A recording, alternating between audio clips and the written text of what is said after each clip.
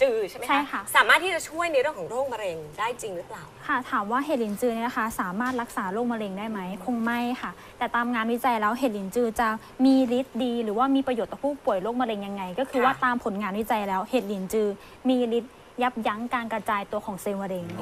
และทำให้ผู้ป่วยนะคะมีภูมิคุ้มกันที่สูงขึ้น ค่ะ ส่งผลดีต่อการทำเคมีบำบัดที่บางครั้งผู้ป่วยอาจจะรู้สึกอ่อนแอ ค่ะ หรือว่าเพลียอย่างเงี้ยค่ะเนื่องจากว่ามีภูมิคุ้มกันที่มากพอในการรับยา หรือรับการฉายแสง แต่การรับประทานเห็ดหลินจือจะทำให้ผู้ป่วยมีภูมิคุ้มกันที่ดี ร่างกายฟื้นตัวได้เร็วยิ่งขึ้น ค่ะ คือหมายถึง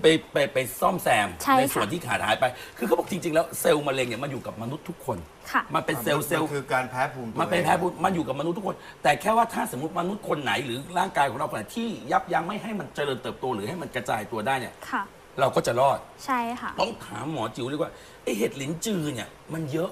ค่ะ ไอ้นั่นก็เห็ดลิ้นจือไอ้นี่ก็น้ำผสมเห็ดลิ้นจือบางทีไปต่างจังหวัดจะมีน้ำผสมเห็ดลิ้นจือขายกันเห็ดลิ้นจือจริง ๆ เนี่ยเราควรจะรับประทานอะไรยังไง ถึงจะได้ประโยชน์จริง ค่ะก็คือเห็ดหลินจือนะคะ ในปัจจุบันเนี้ยเราพบว่าเห็ดหลินจือมี100 กว่าสายพันธุ์เลย ค่ะ ใช่ค่ะ แต่จิ๋วอยากจะแนะนำให้รับประทานเห็ดหลินจือที่มีชื่อว่าเห็ดหลินจือสีแดง ซึ่งดอกเห็ดจะมีลักษณะเป็นสีแดงทำไมถึงต้องรับประทานเห็ดหลินจือสีแดงเนื่องจากว่าเห็ดหลินจือสีแดงนะคะได้รับงานวิจัยออกมาแล้วว่ามีฤทธิ์มีสรรพคุณทางยามากที่สุดแล้ว ใช่ค่ะ แล้วเราควรรับประทานเห็ดหลินจือเป็นรูปแบบสารสกัดดีกว่า เนื่องจากว่าการที่เป็นผงนะคะ เราจะเห็นว่าดอกเห็ดหลินจือใหญ่และหยาบมาก ค่ะ การที่เป็นผง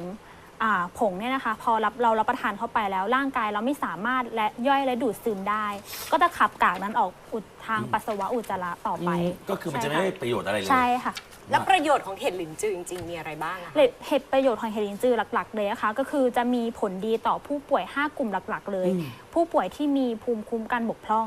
ค่ะ อย่างเช่นผู้ป่วยภูมิคุ้มกันต่ำอย่างเงี้ยค่ะหรือเป็นโรคภูมิแพ้สองก็คือผู้ป่วยที่เป็นโรคความดันโลหิตสูง ไขมันในหลอดเลือดอย่างเงี้ยค่ะเพราะเห็ดลินจือจะมีฤทธิ์ช่วยกระตุ้นระบบไหลเวียนโลหิตให้ดีขึ้น แล้วก็สามก็คือผู้ป่วยที่เป็นโรคระดับน้ำตาลในเลือดก็คือโรคเบาหวานนั่นเอง เหรอน้ำตาลเลือดสูง ใช่ค่ะจะทำให้ควบคุมระดับน้ำตาลให้คุณอยู่ในระดับสมดุลหรือปกติ ค่ะ ใช่ อันนี้ ค่ะ ได้ทั้งแบบผอมทั้งแบบอ้วนป่ะครับ ใช่ค่ะ ก็คือว่ามันจะช่วยปรับตั้งแต่ภายในอะค่ะ ไม่ใช่ไปยับยั้งไม่ให้ระดับน้ำตาลในเลือดอยู่แค่นั้น ไม่ได้ไปบล็อกหรือว่าอะไร ใช่ค่ะ มันปรับ แต่ไปปรับสมดุลภายใน ถามพี่น้อย ตอนนี้คือพี่น้อยนี่คือเป็นเคสหนึงที่เราขอร้องทางคุณหมอเนี่ย ใช่ค่ะ คุณหมอช่วยเอาเคสที่มันแบบว่า มันเกิดขึ้นจริงมาหน่อย ค่ะ พี่น้อยฉายเคมีไปแล้วอย่างที่พี่นำพูด ค่ะ 20 ค่ะ 20 ครั้งพี่รอดมาได้ยังไงวะ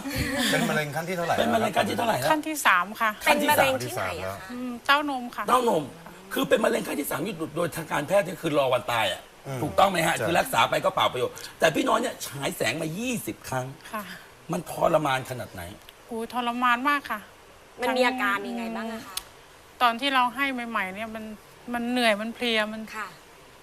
ไม่มีแรงเลย เราคือถ้าไม่คิดว่าเรามีครอบครัวหรือมีลูกรออยู่ข้างหลังคือไม่อยากจะรับเลย อยากปล่อยให้แบบตายไปเลยดีกว่า ตอนนั้นคือคิดอย่างนั้นแหละ ค่ะ ตอนนั้นที่ เลย ฉายแสงไป 20 รอบร่างกายคนเนี่ยบางทีมันรับไม่ไหวจริงๆนะ20 รอบพี่ย่า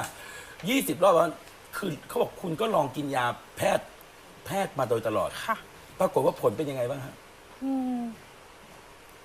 อยู่คือทำอะไรไม่ได้เลยค่ะ เหนื่อยเพลียตลอ ต ด อนนั้ เล นเดิ ย นได้ไหม เดินก็ไม่ไหวค่ะ เดินก็ไม่ไหว ค่ะ คือต้องนอนอย่างเดียว ค่ะนอน แล้ว าง ทำไมอยู่ เเล ดีถึงได้มากิน ทำไม เห็ดลินจือมินนี่ได้ พอดี เห็ดลินจือมินใช่ไหมฮะ ค่ะ คือเห็ด พอ ลิน ดี จือแดง พี่สาวเจอค่ะ ก็เลยพี่สาวก็เลยแนะนำให้ลองมาทานมาดูซื้อมาทานดูค่ะ ค่ะ ครับ ก็เลยตัดสินใจลองดู ตอนนั้นรับเคมีไปประมาณ4 เข็มแล้วค่ะ ครับ ก็อย่างที่ว่าเพลียเหนื่อย พอหลังจากนั้นก็ไปลดล้มไปกระแท ลดล้ ก มอีก ค่ะ ไปกระแทกซ้ำที่เดิม โอ้โห โอ้ แล้ ยว ก็อักเสบขึ้นมา อ่าฮะ ทีนี้พอดีพี่สาวก็จังหวะที่พี่สาวบอกให้แนะนำเห็ดหลินจือค่ะ ค่ะ ก็เลยลองซื้อมาทานดู พอเราทานดูไปให้เคมีใหม่ คืออาการที่เราเหนื่อยเพลียไม่มีเลยค่ะ คือหมอไปถึงโรงพยาบาลนี่หมอก็ทักบอกว่ามาให้เคมีทำไมหน้าตาสดชื่นจังเลยอย่าง นี่ เงี้ย นี่คือ ค่ะ ทานไปนานเท่าไหร่อะคะ ประมาณ ถึงเริ่มมีอาการดีขึ้น ประมาณกล่องกว่าๆค่ะ กล่องกว่าๆก็ประมาณเท่าไหร่กล่ ก็ อง คือประมาณเดือนหนึ่งค่ะ เดือนหนึ่ง คือวันหนึ่งนี่ วันหนึ่ง วันหนึ่ง ต้องทานกี่เม็ด ทานวันละ2 เม็ดอะ4 เม็ดอะค่ะ เช้า 2 เย็น2อะค่ะ ก่อนหรือหลังอาหารยังไงอะคะ หลังอาหารนะคะ หลังอาหาร ค่ะ อันนี้ทานหลังอาหารตอนมีอาหารแล้วได้ ค่ะก็คือว่าอยู่ที่ว่าคนไข้อะค่ะจะสะดวกในการรับประทานตอนไหน แต่การดูดซึมของเห็ดลิ้นจืดจิ๋วจะแนะนำให้รับประทานก่อนอาหารดีกว่า อ๋อ แต่ว่าพี่น้อยเนี่ยนะคะคือเนื่องจากว่าเขามียาที่ต้องทานอยู่แล้วด้วยไงคะ อ๋อ ก็เลยจะขอ ใช่ ถามว่าหลังจากก่อนท